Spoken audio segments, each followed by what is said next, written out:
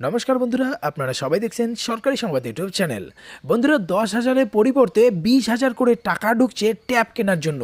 যেমনটা আমরা জানি যে 12-এর ছাত্রছাত্রীদের ট্যাব দেওয়ার কথা জানিয়েছিলেন রাজ্যের মুখ্যমন্ত্রী মমতা বন্দ্যোপাধ্যায়। আর তার পরিবর্তে তিনি জানান যে ট্যাব দেওয়ার পরিবর্তে 10,000 টাকা দেওয়া হবে, যেটা দিয়ে তারা ট্যাব কিনতে পারবে। সেই অনুযায়ী কিন্তু অনেকের অ্যাকাউন্টে 10,000 করে টাকাও ঢুকে যাচ্ছে। কিন্তু বন্ধুরা, 10-এর পরিবর্তে ঢুকে যাচ্ছে 20,000 টাকা। আপনাদের অ্যাকাউন্টে কি এই ধরনের কোনো টাকা ঢুকেছে কিনা সেটা কিন্তু অবশ্যই কমেন্ট বক্সে বলে দেবেন। বন্ধুরা দেখুন, এখানে পরিষ্কার করে কি বলা হয়েছে যে 10,000-এর পরিবর্তে 20,000 করে টাকা ঢুকলো পড়ুয়াদের ব্যাংকের অ্যাকাউন্টে। আর এই অতিরিক্ত টাকা পেয়ে স্বাভাবিকভাবে সবাই কিন্তু একটু খুশি হবেই। তার পরিবর্তে স্কুল কর্তৃপক্ষ জানিয়েছে যে ছাত্রছাত্রীদের চাপ দেওয়া হচ্ছে যে এই অতিরিক্ত 10,000 টাকা যেন ফেরত দেওয়া হয়। কিন্তু সেখানে কিন্তু ছাত্রছাত্রীরা এই অতিরিক্ত 10,000 টাকা ফেরত দিতে নারাজ।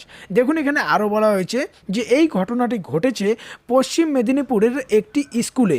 10,000 টাকার পরিবর্তে 20,000 টাকা ঢুকলো পড়ুয়াদের অ্যাকাউন্টে। কিভাবে এমন কাণ্ড ঘটলো তা নিয়ে চলছে তুমুল আলোচনা।